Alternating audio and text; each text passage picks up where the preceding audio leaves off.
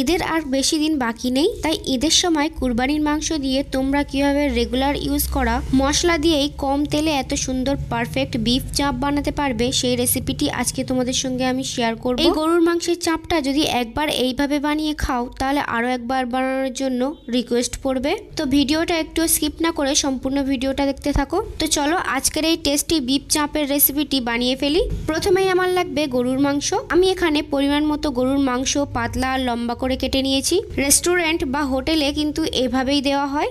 এখন একটা মিক্সিং জারের মধ্যে একটা বড় সাইজের পেঁয়াজ কুচি দিয়ে দিলাম। 4 থেকে 5টা কাঠবাদাম ছোট করে কেটে দিয়ে দিলাম। কিছুটা ছোট করে কেটে রাখা নারকেল দিয়ে দিলাম। তারপর 1 কাপ পানি দিয়ে সবকিছু একসঙ্গে খুব ভালো করে ব্লেন্ড করে নেব। এখন আগে থেকে কেটে রাখা গরুর মাংসটাকে ম্যারিনেট করে নেব।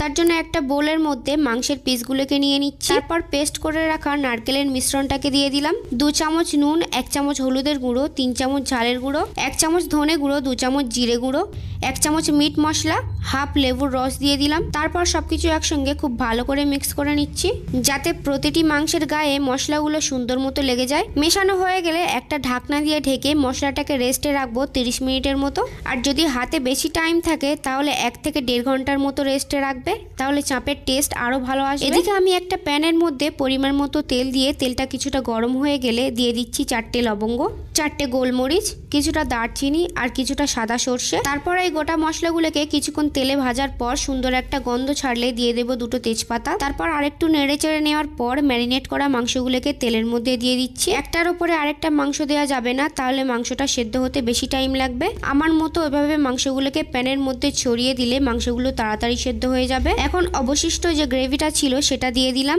1 কাপ পানি বোলের মধ্যে দিয়ে প্যানের মধ্যে ঢেলে দিলাম। তারপর হালকা একটু নেড়ে চেড়ে ঢাকনা দিয়ে ঢেকে গ্যাসের মিডিয়াম টু লো হিটে মাংসগুলোকে সেদ্ধ করে নেব। প্রায় 30 মিনিট পর ফিরে এলাম। মাংসটা কিন্তু অলমোস্ট সেদ্ধ হয়ে গিয়েছে। এখন একটু নেড়ে চেড়ে গ্রেভিটাকে মাংসের সঙ্গে মিক্স করে নিচ্ছি। তারপর আমি মাংসের মধ্যে অ্যাড করব হাফ লেবুর রস। এরপর বিরিয়ানিতে আমরা যে সেন্টটাকে ইউজ করি সেই সেন্টটাকে আমি এখানে 2 থেকে 3 ফোঁটা অ্যাড করছি। লাস্টে অ্যাড করছি চিনি।